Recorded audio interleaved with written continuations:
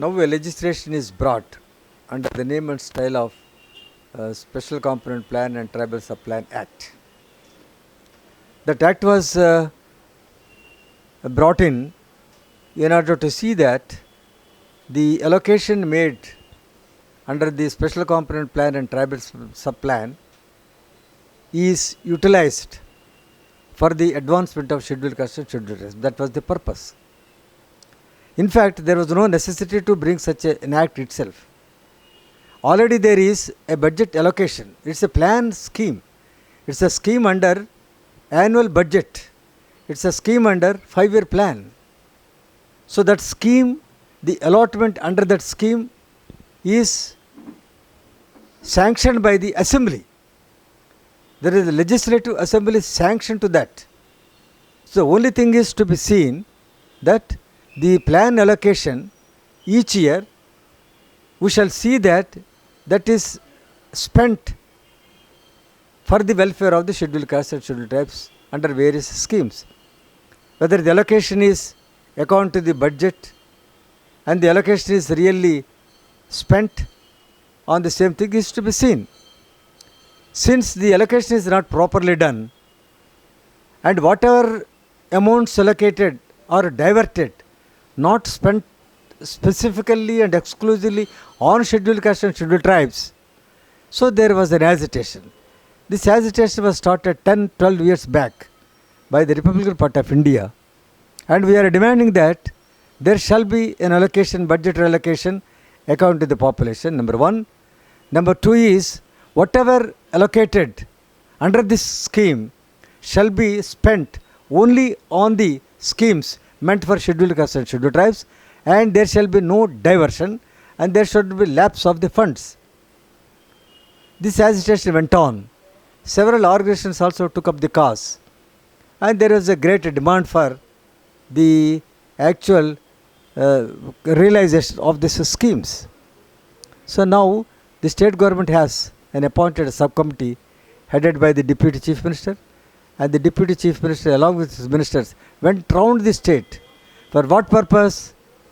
Whether there is any diversion, whether the amounts sanctioned are really spent on SCs and STs. For that there is no necessity, according to me, to go around the state.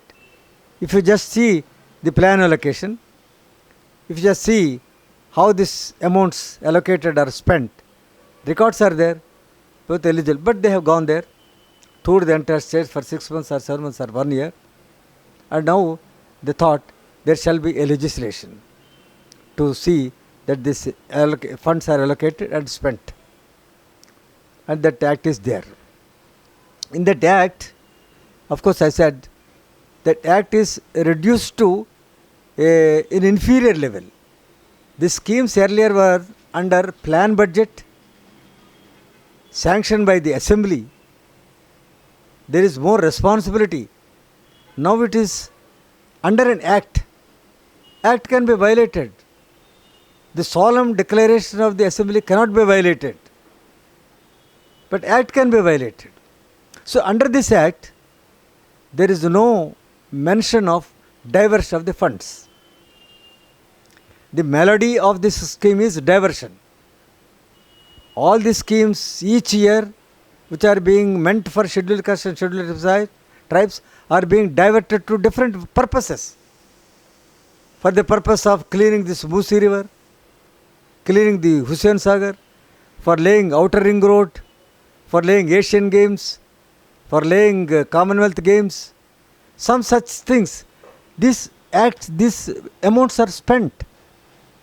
In order to see that amounts are not diverted, we are agitating.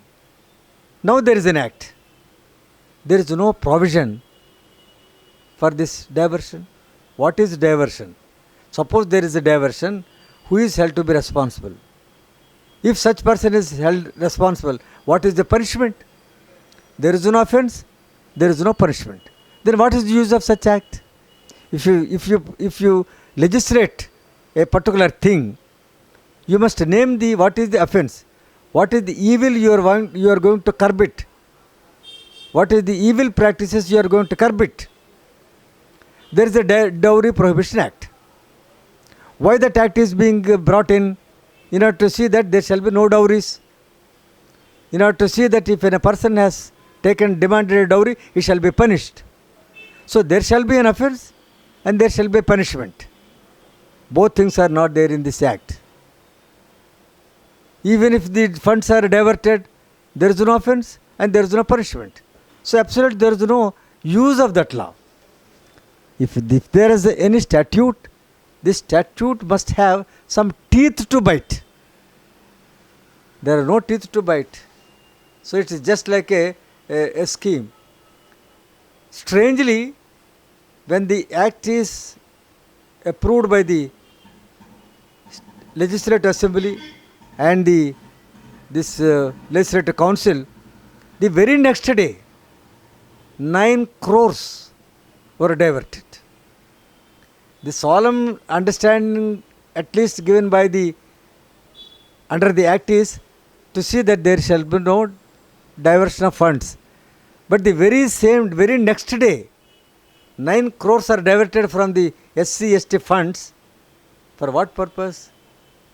To construct godowns, to keep the electronic voting machines which are necessary for 2014 elections. To construct godowns for keeping these electronic voting machines, the funds from scheduled caste and scheduled tribes projects are diverted. When the Deputy Chief Minister is going around the state promising to the people that there shall be no diversion of funds hereafter, I have come, I will see that there shall be no diversion, I will see that each paisa allocated for scheduled caste and scheduled tribes will be spent only on them. He went on going such assurances, but while he is going on, during the same time, 125 crores were diverted. For what purpose again? To make arrangements for the by-elections. The last by-elections are there. To spend some funds for the by-election, these funds from SC/STs are diverted. So the diversion will be there, whether the act is there or no act. So diversions are going on. Unless and until we stop these diversions and misuse of funds, there will be no useful purpose for this SC/ST, SCP, TSP Act. One thing is like MRPS and others are saying, Yes. Relly, Paki, Metra, and also women are saying, like Joginis are saying, Yes. that women don't have part in this SCP plan. Yes. What is your comment? No, there is no specific plans for different people.